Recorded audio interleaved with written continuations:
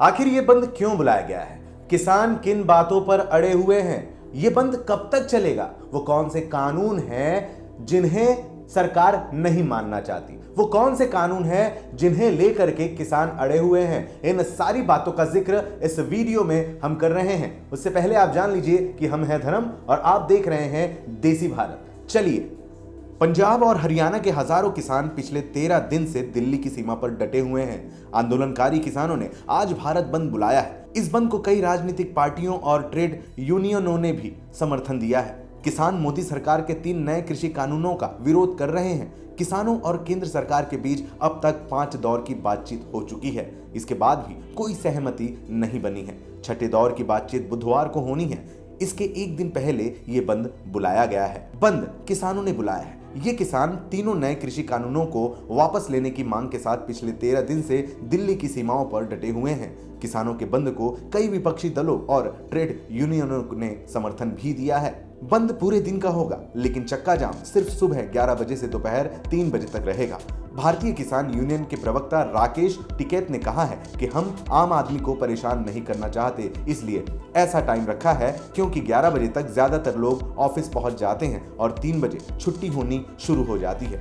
टिकैत ने कहा है कि हम शांति से प्रदर्शन करते रहेंगे। वहीं किसान नेता बलदेव सिंह निहालगढ़ ने बताया कि मंगलवार को बंद के दौरान एम्बुलेंस और शादियों वाली गाड़ियां आ जा सकेंगी।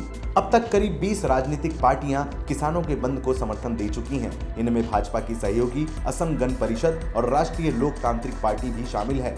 बंद का समर्थन करने वाली पार्टियों में Congress, Trinamool Congress, Samajwadi party, Baspa, DMK, Rajad, TRS, AAP, Shiv Sena, Akali Dal और सभी लेफ्ट पार्टियां शामिल हैं।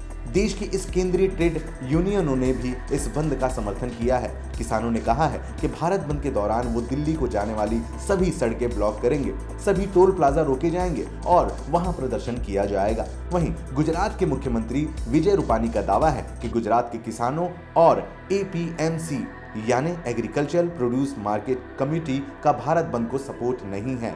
तमिलनाडु सरकार के मंत्री डी जयकुमार ने भी इसी तरह की बातें कही हैं। आइए आपको बताते हैं उन तीनों कानूनों के बारे में जिनका विरोध किया जा रहा है। जी हां, पहला कानून है कृषि उपज व्यापार एवं वाणिज्य। किसानों का कहना है कि इसमें न्यूनतम मूल्य समर्थन प्रणाली समाप्त हो जाएगी। किसान यदि मंडियों के बाहर उपज बेचेंगे तो मंडियां खत्म हो जाएंगी। हालांकि सरकार दावा कर रही है कि एमएसपी पहले की तरह जारी रहेगी, मंडियां खत्म नहीं होगी, बल्कि इस व्यवस्था में किसानों को मंडी के साथ ही अन्य स्थानों पर अपनी फसल बेचने का विकल्प मिलेगा। दूसरा जो कानून है वो है कृषक कीमत आश्वासन और कृषक सेवा पर करार विधेयक 2020। किसानों का कहना है कि कॉन्ट्रैक्ट करने में किसानों का पक्ष कमजोर होगा, वे कीमत निर्धारित नहीं कर पाएंगे। छोटे किसान को इससे नुकसान पहुंचेगा। विवाद की स्थिति में बड़ी कंपनियों को लाभ होगा। सरकार का दावा है कि कॉन्ट्रैक्ट करना है या नहीं, इसमें किसान को पूरी आजादी रहेगी। वे अपनी इच्छानुसार दाम तय कर फसल बेचेगा। अधिक से अधिक 3 दिन में पेमेंट मिलेगा। देश में 10,000 फार्मर्स प्रोड्यूसर्स ग्रुप्स बन रहे हैं। ये एफपीओ छोटे किसानों को जोड़कर फसल को बाजार में उचित लाभ दिलाने की दिशा में काम करेंगे। विवाद स्थानीय स्तर पर ही निपटाया जा सकेगा। तीसरा अहम जो कानून है वो है आवश्यक वस्तु विधेयक 2020। किसान कह रहे हैं कि इससे बड़ी कंपनियां आवश्यक वस्तुओं का स्टोरेज करेगी, उनका दखल बढ़ेगा, कालाबाजारी भी बढ़ सकती है। सरकार का दावा है कि इससे कृषि क्षेत्र में निजी निवेश बढ़ेगा। कोल्ड स्टोरेज एवं फूड प्रोसेसिंग के क्षेत्र में निजी निवेश बढ़ने से किसानों को बेहतर इंफ्रास्ट्रक्चर मिल सकेगा। किसान की फसल खराब होने की आशंका दूर होगी।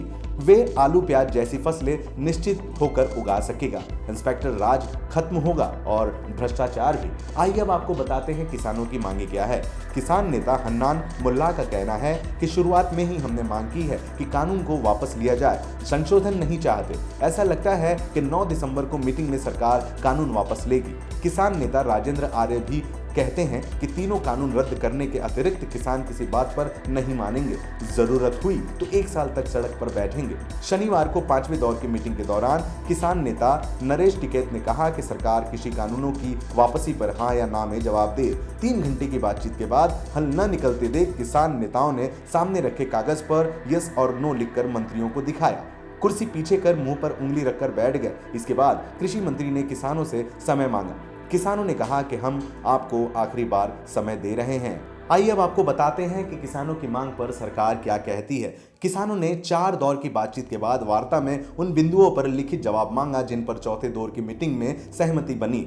सरकार ने किसानों को लिखकर दे भी दिया। वहीं मीटिंग में सरकार जब संशोधन की बात पर अड़ी हुई तो किसानों ने कहा कि जीएसटी में भी आप काफी संशोधन कर चुके हैं, लेकिन फायदा कुछ नहीं हुआ। किसानों का कहना है कि इन बिलों में हमने इतनी आपत्तियां दी हैं कि उनका संशोधन करने के बाद कानूनों का कोई मतलब ही नहीं रहेगा, इसलिए इन्हें पूरी तरह रद्द किया जाएगा।